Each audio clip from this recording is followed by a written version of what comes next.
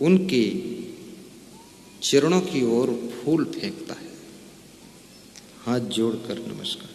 संत ऐसे हाथ करके आशीर्वाद दे देते हैं। संत सत्संग करके चले गए, 7 दिन बीत गए, 17 दिन बीत गए, 7 महीने बीत गए। वो ज्योतिषी आया और उसने देखा वो आदमी जिंदा घूम रहा है। उससे पूछा कि तुम जिंदा कैसे हो? इतने दिनों में क्या कोई पुण्य का कार्य किया तुमने? बोले मैं तो घर से बाहर गया ही नहीं, डर के मारे। पुण्य उन्ने तो कुछ नहीं और किया। बोले बस एक ही काम किया कि संत जी की शोभा यात्रा निकल रही थी तो संत जी का दर्शन किया और 2 फूल की पंखुड़ी उनकी तरफ मैंने वर्षा दिया, हाथ जोड़कर नमस्कार कर लिया। तो ज्योतिषी ने कहा वो संत के दर्शन से और पुष्प उसकी तरफ अर्पित करने से और संत के आशीर्वाद से तुम्हारा जो पाप ताप संताप और श्राप था वो सब कट चुका है। रेखा फिर से दिखाइए, टूटी जीवन रेखा जुड़ चुकी है। अब 7 वर्ष और जिंदा रहोगे। कितना प्रभाव होता है।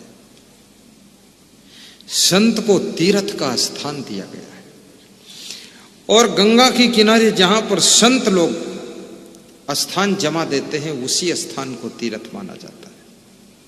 प्रयागराज आज भी वही है, लेकिन संत महात्मा सब वहां से विदा हो गए तो उसको कुंभ मेला अब नहीं कहा जाता है। कुंभ वो संतों के कारण बन गया था और आज एक छोटा मोटा कुंभ ये बंदार नगर में लगा हुआ है। ये 3 दिन का कुंभ लगा हुआ है। सवेरे और रात में सत्संग की गंगा बह रही है, भक्ति की जमुना लहरें मार रही है और ज्ञान की सरस्वती छिपी हुई अंदर अंदर काम कर रही है।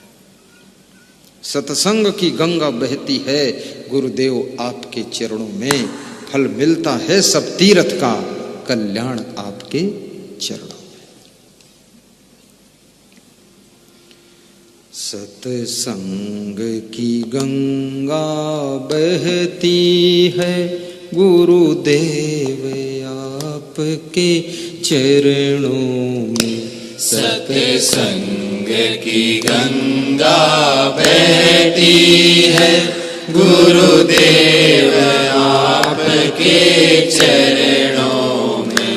फल मिलता है सब तीर्थ का, कल्याण तुम्हारे चरणों में। फल मिलता है सब तीर्थ का, कल्याण तुम्हारे चरणों में। एक बार जो दर्शन पाता है वह आप ही का हो जाता है। एक बार जो दर्शन पाता है वह आप ही का हो जाता है। क्या गुप्त तुम्हारी प्रीति है धन्य तुम्हारे चरणों में। क्या गुप्त तुम्हारी सुंदर प्रीति है धन्य तुम्हारे चरणों में। भगवान तुम्हारे चरणों में, हे संत तुम्हारे चरणों में। भगवान तुम्हारे चरणों जोर से में, हे संत तुम्हारे चरणों में। फल मिलता है सब तीर्थ का, कल्याण तुम्हारे चरणों में। फल मिलता है सब तीर्थ का, कल्याण तुम्हारे चरणों में। हे संत तुम तुम्हारे चरणों में, गुरुदेव तुम्हारे चरणों में। हे संत तुम्हारे चरणों में, गुरुदेव तुम्हारे चरणों में। सत्संग की गंगा बहती है, गुरुदेव तुम्हारे चरणों में। सत्संग की गंगा बहती है, गुरुदेव तुम्हारे चरणों में। यदि जग में रहूं तो ऐसे रहूं, यदि जग में रहूं तो ऐसे रहूं, जैसे जल में कमल का फूल रहे। जैसे जल में कमल का फूल। आसपास के लोग दारू पीते हो लेकिन तुम फिर भी दारू ना पियो तो समझ लो कमल जैसी जिंदगी है। सब ताश खेल रहे हो और तुम सबको देखकर हंसते हुए निकल जाओ, अपने विकास के ताश खेलते रहो तो समझ लो कमल जैसे जीना आ गया है। यदि जग में रहूं तो ऐसे रहूं, जैसे जल में कमल का फूल रहे। यदि जग में रहूं तो ऐसे रहूं, आसपास जैसे जल आलसी लोग 8 बजे तक सो रहे हो, फिर भी तुम 5 बजे उठकर स्नान करके अपने काम से निकल जाओ तो समझ लो जल में कमल बन गए हो, क्योंकि आलसी के आलस्य का प्रभाव तुम पर नहीं पड़ा, शराबी के शराब का प्रभाव तुम पर नहीं पड़ा। जैसे जल में रह करके कमल का फूल जल में डूबता नहीं है, ऐसे दुनिया में रह करके दुनिया की खुराफात में तुम न डूबो तो तुम्हारी जिंदगी जल में कमल जैसी हो गई।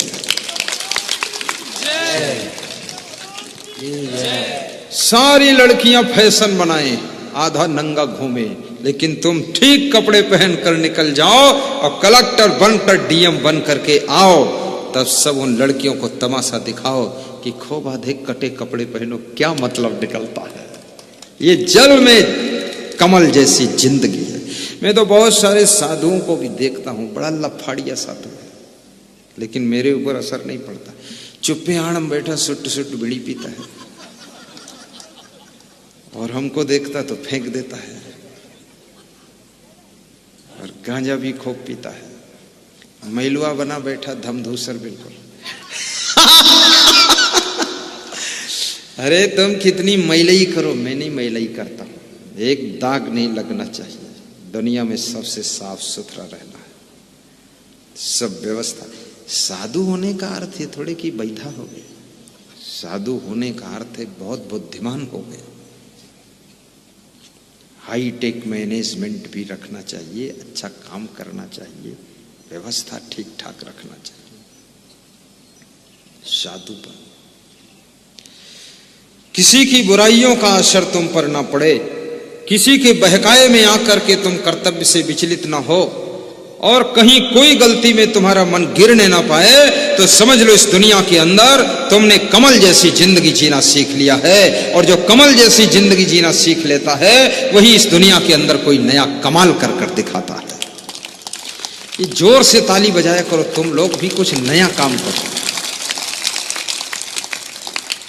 इसमें तो पहले से लोग अधमरे आधे हैं, हाँ बहुत कमजोर हैं, लुढ़क पुढ़क के कैसे वो आए हैं यहाँ। थोड़ा दमदार रहा।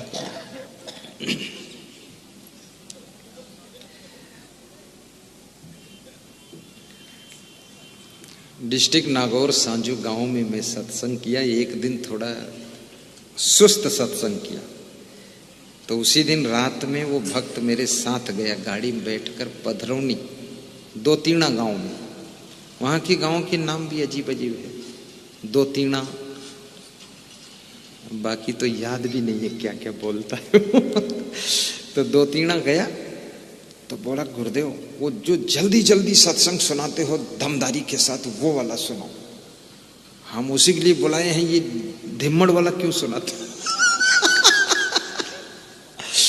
तो दूसरे दिन दमदारी वाला लगाया, बोला हाँ आज आनंद आ गया, बस ऐसे।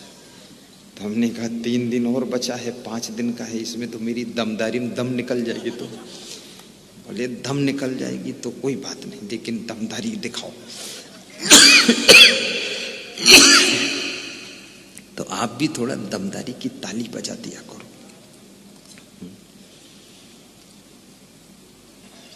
अब की बार जहां अवसर आए बजाने का, जोरदार बजाना। ताली बजाने से बहुत फायदा होता है। पहली बार ताली बजाते बजाते तुम बेशर्म हो जाओगे, ये सबसे बड़ा फायदा है। ज्यादा शर्म है कम हो जाएगी। दूसरा फायदा, ताली बजाने से सिर दर्द नहीं होगा, कमर दर्द कम हो जाएगा। और तीसरा फायदा, हार्ट अटैक नहीं होगा। चौथा फायदा, शुगर भी ठीक हो जाएगी। पांचवा फायदा, बीपी बैलेंस में आ जाएगा। और छठा फायदा, रात में गहरी नींद आएगी। और सातवां फायदा, मन की टेंशन खत्म हो जाएगी। और आठवां फायदा, लास्ट टाइम तुम भी खत्म हो जाओ। ये सब फायदा ही फायदा। चलो अब की बजाना आप देखो, आप लोग डर के मारे नहीं बजाएंगे कि हम भी खत्म हो जाएंगे।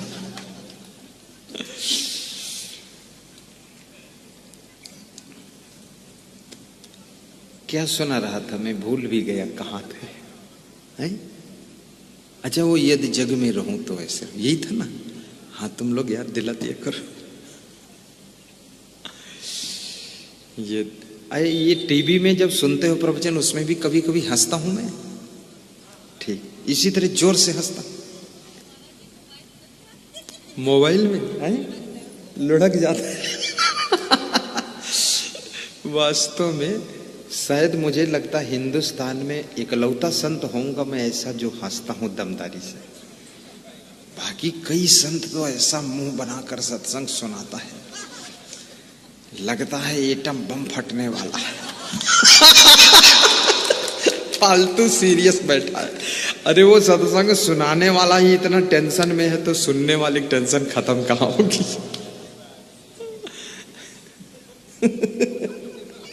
वो खुद ही माटी का धौंधा बना बैठे। ना हलत है, ना डुलत है, ना हाथ हलावे लगत है, मुर्दा वो प्लास्टिक क्या बैठे।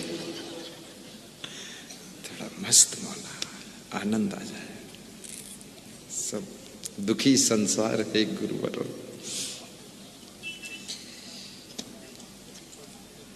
यदि महात्मा लोग भी खुश है, खुश रहना भी चाहिए। महात्मा क्या टेंशन है, अब जितने सब मरे जरे रहे सब निपट गए। अब खाली महात्मा अकेले ने बचा है, कब वो मरे जरी जाइए हो। सब छुट्टी है काम। न घर गाड़ी न धन गाड़ा, न घर भैंस न चुकरे पाड़ा, और न घर तिरिया न बालक रोवे, और परा धुरंधर निर्भय सोवे। महात्मा की जिंदगी।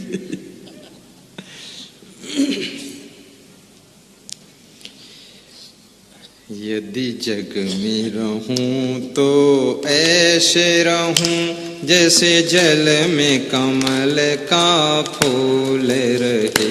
यदि जग में रहूं तो ऐसे रहूं जैसे जल में कमल का फूल रहे। मेरे सब गुण दोष समर्पित हों गुरुदेव तुम्हारे चरणों में। मेरे सब गुण दोष समर्पित हों गुरुदेव तुम्हारे चरणों में। सत्संग की गंगा बहती है गुरुदेव तुम्हारे चरणों में। सत्संग की गंगा बहती है गुरुदेव तुम्हारे चरणों में। यह यदि मानुष्य का मुझे जन्म मिले, यदि मानुष्य का मुझे जन्म मिले, तो इन चरणों का पुजारी रहूं, तो इन चरणों का पुजारी रहूं। तो जग के हर एक रग रग का हो तार तुम्हारे चरणों में पूजक। बहुत सुंदर। हर एक रग रग का हो तार तुम्हारे चरणों में। सतसंग की गंगा बहती है, गुरुदेव तुम्हारे चरणों में। बहुत सुंदर। की गंगा बहती है, गुरुदेव तुम्हारे चरणों में। भगवान तुम्हारे चरणों में, हे संत तुम्हारे चरणों में। भगवान तुम्हारे चरणों में, हे संत तुम्हारे चरणों में। गुरुदेव तुम्हारे चरणों में, हे नाथ तुम्हारे चरणों में। गुरुदेव बहुत सुंदर आवाज है। तुम्हारे माइक बहुत अच्छा है, हे माइक चलाने वाला भी अच्छा है। तुम्हारे चरणों में। माइक तो देख लिया, चलाने वाले को देखना है कौन है चलाता। सत्संग की गंगा बहती है, गुरुदेव तुम्हारे चरणों में। सत्संग की गंगा बहती सबका फोटो आ रहा है। गुरुदेव तुम्हारे उधर मुझे आपके बीच में बिठा देते हैं। सत्संग और हम जब ऐसे चलते हैं तो मैं कहता छूना नहीं हो, उसमें तुम सब छूटे। तुम्हारे चरणों सब माता बहन मैं जन्म जन्म भर माया हूँ। बहुत सुंदर। जन्म जन्म भर माया हूँ। तब शरण आपकी आया हूँ, तब शरण आपकी आया हूँ। इन भूले भटके जीवों का, इन भूले भटके जीवों का कल्याण तुम्हारे चरणों में। इन्हीं भाइयों की देन है जो आज उन्नाव जिले में मदार नगर में पहली बार मुझे आने का मौका मिला है। इन्हीं की देन। व्यास गादी धन्यवाद देती है भाइयों को, धन्यवाद देती है कुशवाहा परिवार को, मदारी नगर वासियों को और इस घर की माताओं बहनों को जिन्होंने ऐसा संकल्प लिया है। और इस गांव का कोई बहुत बड़ा पुण्य होगा इस क्षेत्रवासियों का, जिससे कि यहाँ पर ऐसे संत मंडली का आना हुआ है।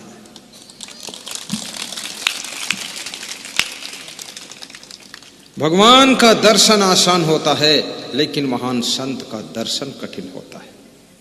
भगवान भी महान संत के दर्शन के लिए व्याकुल रहा करते थे और वनवास में संतों के आश्रमों पर ढूंढ ढूंढ कर जा करके भगवान राम ने दर्शन और आशीर्वाद का लाभ लिया था। जब राम से पूछा गया कि रावण को कैसे तुमने जीता, तो राम ने कहा मैंने नहीं जीता है, रावण को जीतने के लिए संतों का आशीर्वाद प्राप्त हुआ था, इसलिए रावण पर मैंने विजय प्राप्त किया। मैं 6 भाइयों को धन्यवाद देता हूं और कहूंगा कि अब आरती का अवसर भी आने वाला ही है। थोड़ी देर यथास्थान जाकर बैठ जाएं, विराजमान हो जाएं, उसके बाद आरती का पुण्य प्राप्त करें।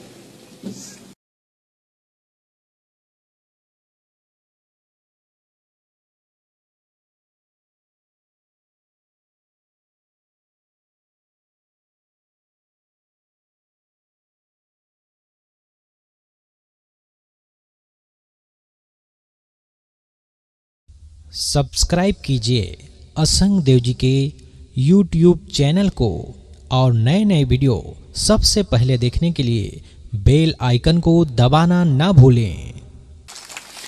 तो एक आदमी गांव में रहता था और वो आदमी, उसको पूरे घर के लोग यही कहते थे, तू आलसी है, तू निकम्मा है, तू ढिलढिलहा है, पिलपिलहा है, सिलसिलहा है, गिलगिलहा है, पड़ा रहता है, तू भैंस का पड़वा है। सब घर के डांटते रहते थे। उसकी पत्नी भी डांटती थी, जहां देखो वहां पड़े रहते हो, कुछ काम करो। उसकी माँ भी डांटे, बहन भी डांटे। बहन भी इसलिए डांटती है कि मेरा भाई कुछ योग्य बन जाए, और भाई जब योग्य बनेगा, भाई के पास कुछ होगा, तो भाई के घर जाऊंगी तो मेरी भी सेवा सम्मान करेगा। बहन को चिंता रहती है कि मेरा भाई गरीब न हो, मेरा भाई कमजोर न हो। कितनी बहनें शादी हो गई, ससुराल चली गई, पति मिल गया, सास ससुर मिल गए, फिर भी उसको अपने भाई की टेंशन रहती है कि मेरा भाई। और अपने पति से कहती है, तुम ख्याल ही नहीं करते हो अपने साले का, थोड़ा तुम भी केयर करो। साला बिगड़ रहा तुम्हारा, भाई बिगड़ रहा हमारा। जो मेरा भाई है वो तेरा साला है, और साला को ना सुधार सके वो साला कैसा है। पति भी सोचता है लफड़ा लंबा है, साली और साला। अब समझाओ उसको। तुम्हारा बूढ़ा पिता भी तुमको समझाता है कि बेटा अच्छे हो जाओ। गुरु समझाता है चरित्रवान संत बनो, वैराग्यवान संत बनो। इसलिए जो मेहरकुल्ला संत होता है, उत्पाती खुराफाती, वो जो है अच्छे गुरु के पास टिकेगा ही नहीं, क्योंकि उस गुरु का ज्ञान बड़ा प्रचंड रहता है। उससे जुड़ेगा भी नहीं, दूर दूर निकल भागेगा। और याद रखना, कबीर साहिब ने कहा है, पूरा साहिब से ही, जो साधना में पूर्ण है वो साहिब की सेवा करो। ओछे से नेह लगाई कि मुंह लमावे खोए। तो वो आलसी गया, नाराज हो गया, घर से भाग गया, जंगल में चला गया और सोचा भगवान है कि नहीं, आज ये भी परीक्षा कर लूंगा। और जंगल में जाकर के एक पेड़ पे चढ़ के बैठा। क्या देखता हूं दिन भर जो है कहीं नहीं जाऊंगा, भगवान कुछ खाना देगा कि नहीं देगा। कितने लोग ऐसे होते ना, कहते हैं अजगर करे न चाकरी, पंछी करे न काम, और दास मलो का यो कहे सबके दाता राम। कहते अजगर किसी की नौकरी चाकरी नहीं करता है, लेकिन दाता राम शाम तक उसका भी पेट भर देता है, अजगर सांप का। अजगर करे ना चाकरी, पंछी करे ना काम। और पंछी यानी चिड़िया कभी खेत में काम नहीं करती, दुकान नहीं खोलती, लेकिन दाता राम उसका भी पेट शाम तक भर देता है। बड़ा अच्छा दोहा बनाया, आलसियों को सपोर्ट किया। अजगर करे न चाकरी, पंछी करे न काम, और दास मलू का यो कहे सबके दाता राम। वो आलसी नाराज होकर पेड़ के ऊपर चढ़कर बैठा और बोला, अगर सबके दाता राम हैं तो मैं आप देखता हूं मुझे ये दाता राम क्या खिलाएंगे। सुबह से बैठे बैठे दोपहर हो गई, कुछ भी खाने को नहीं आया, भूख खूब लगी। आलसियों को भूख भी ज्यादा लगती है, बहुत ज्यादा।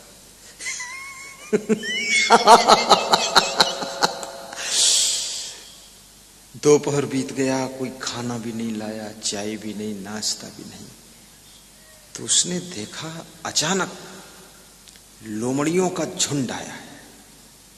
बात समझना, मजेदार है। लोमड़ी जानते हो? हैं? ना जानते हो तो जानकारी कहीं अलग करना, मुझे नहीं मालूम लोमड़ी को दूसरा क्या बोलते। लोमड़ी का झुंड आया, 100-150 लोमड़ी आ गई, उसी पेड़ के नीचे इधर उधर घूम रही थी। और लोमड़ी 10 मिनट से घूम रही थी। कोई लोमड़ी बैठी थी, कोई खड़ी थी, कोई उछल रही थी, कोई कूद रही थी। और इसी बीच में कूद करके एक शेर आ गया दौड़कर। शेर तो लोमड़ी को मारकर खा जाता है। जब शेर आया, शेर को देखते ही सभी लोमड़ियां आनंद फानंद सब भाग गई। एक लोमड़ी नहीं भागी, वो वहीं खड़ी रही, क्योंकि वो लोमड़ी लंगड़ी थी, उसकी टांग टूटी थी, वो भाग नहीं पाती थी। अगर टांग ठीक होती तो वो भी भाग जाती। भागना भी एक कला है। जहां देखो खतरा तादाद से ज्यादा है तो भाग जाया करो। कृष्ण भगवान ने जब जरासंध से युद्ध किया, खतरा बढ़ता ही चला गया, तो कृष्ण भगवान रण मैदान छोड़कर यूपी से गुजरात भाग गए थे। भगवान ने भागना सिखाया है। अगर तुम्हें लगे सनोखर में ज्यादा खतरा है तो यहां से भागकर साहिबगंज चले जाओ। सब जगह भागना भी नहीं चाहिए। नाना अंगद जैसा पांव अड़ा देना चाहिए। कभी अंगद बन जाओ, कभी कृष्ण बनकर रड़छोड़ हो जाओ। और जब वो लोमड़ी नहीं भाग सकी, कहानी यही तो है ना। लंगड़ी थी लोमड़ी, टांग टूटी थी लोमड़ी की, तो लोमड़ी वहीं लंगड़ा रही है और भाग नहीं सकी। और शेर आ गया, सब लोमड़ियां भाग गईं और पेड़ के ऊपर बैठा हुआ आलसी व्यक्ति देख रहा है। उसके भी होश उड़ गए कि सबके दाता राम, ये दाता राम शेर बनकर आया है, कहीं पेड़ पर न चढ़े जो हमको पूरा अंतिम राम कर दे। वो भी डर गया। आलसी ज्यादा संकट में पड़ता है, क्योंकि वो फोकट का चाहता सब मिल जाए। शेर दौड़ा, झपटा और उस लोमड़ी के पास में कूद कर आ गया, जो लंगड़ी लोमड़ी थी, बम बम जी। और उस लोमड़ी के पास में पहले से वो शेर अपने मुंह में 1 किलो का मांस का टुकड़ा लेकर आया था और उस लोमड़ी के पास में रख दिया और शेर चुपचाप चला गया। तब उसको पता चला कि सबके दाता राम, लोमड़ी उस मांस के टुकड़े को खा रही है, पूंछ हिला रही है। सोचता है वो आलसी आदमी कि शेर तो लोमड़ी को खा जाता है, लेकिन ये कैसा शेर और ये कैसी लोमड़ी, इसका कैसा रिश्ता, कैसा प्रेम, जो शेर उसके लिए मांस का टुकड़ा 1 किलो का छोड़ कर गया खाने के लिए। बहुत बड़ी बात हो गई। शाम होने लगी, कोई भोजन नहीं लाया उसके लिए, कुछ नहीं।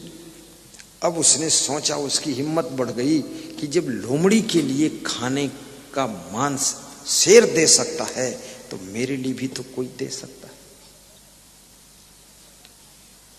वो गांव में आया तो उसी गांव के किनारे गंगा जी थी। गंगा के किनारे एक साधु आश्रम बनाकर कोई बाबा जी रहते थे। बाबा लोगों में भी बड़े महान बाबा छिपे होते हैं। अगर वे कह दें जाओ तुमको ये भला होगा तो हो जाएगा। तो बाबा के पास गया और बाबा से बोला, बाबा ये बताओ, तुम लोग सब भजन सुनाते हो, प्रवचन सुनाते हो कि अजगर करे न चाकरी, पंछी करे न काम, और दास मलू का यों कहे सबके दाता राम। तो बाबा आज मैं सुबह से भूखा हूं और ये दाता राम ने हमको तो कुछ दिए ही नहीं, हम तो शाम तक भूखों मर मिटे। और फिर वो कहानी सुनाया कि मैं जंगल में गया, पेड़ पर बैठा, शेर आ गया, लोमड़ियां भाग गई, एक लंगड़ी लोमड़ी रह गई, शेर ने मांस का टुकड़ा उसको दिया, वो खाई, तो हमको क्यों नहीं मिला? दाता राम ने हमारा ख्याल क्यों नहीं किया? तो बोले एक बात याद रखना, वो दाता राम जो है भगवान है, वो आपको लोमड़ी नहीं बनाना चाहता है, वो आपको शेर बनाना चाहता है कि तुम दूसरों को टुकड़ा लाकर खिलाओ, तुम टुकड़ा का इंतजार मत करो। इसलिए दाता राम ने तुमको दिया नहीं है, तुमको देने वाला बनाना चाहता है। दूसरों को दो जा करके। वो सालसी को ज्ञान हो गया। उसी दिन से वो परिश्रम करने लगा। कमाई कर तो इतनी कर कि कमाई की तू हद कर दे, और यदि घर में गरीबी है तो गरीबी का खाता तू रद्द कर दे, गरीबी का खाता तू रद्द कर दे। इतना कमाओ, इतना बड़ा बिजनेस करो, इतना बड़ा कुछ विस्तार करो जिससे कि आपको भी खाने को मिले और आपकी कमाई में 1000-2000 लोगों की भी रोटी चले। मैं बेंगलोर गया था मुकेश भाई के यहाँ। ये मुकेश भाई खड़े हो तुम एक बार, हो बबीता खड़ी हो जाए। ये दोनों इंजीनियर हैं पति पत्नी, देखो सरल कितना है। ये फ्लैट में रहते हैं, वहां इनके घर गया था बेटी। तो इनसे मैंने पूछा तुम सर्विस कहाँ करते हो। मैंने सोचा भाई बेंगलोर में आदमी रहता तो कैसे रहता है, इसका मतलब यहाँ प्लेटफॉर्म क्या है। तो उन्होंने बताया कि मैं सॉफ्टवेयर कंपनी में नौकरी करता हूँ। मैंने कहा उसमें कितने एम्प्लॉयर हैं, तो आपने बताया उसमें 4 लाख लोग नौकरी करते हैं। तो हमने कहा किसका है वो कंपनी, बोले टाटा जी का है। तो मैंने कहा 4 लाख, बोले नहीं एक दूसरी और कंपनी उनकी है सॉफ्टवेयर की, वहां भी 4-5 लाख लोग सर्विस करते हैं। टाटा ने इतना बड़ा काम किया है कि सॉफ्टवेयर कंपनी में लगभग 8 लाख परिवारों का पालन पोषण चल रहा है। उनके पास भी कार है और टाटा के पास भी कार है।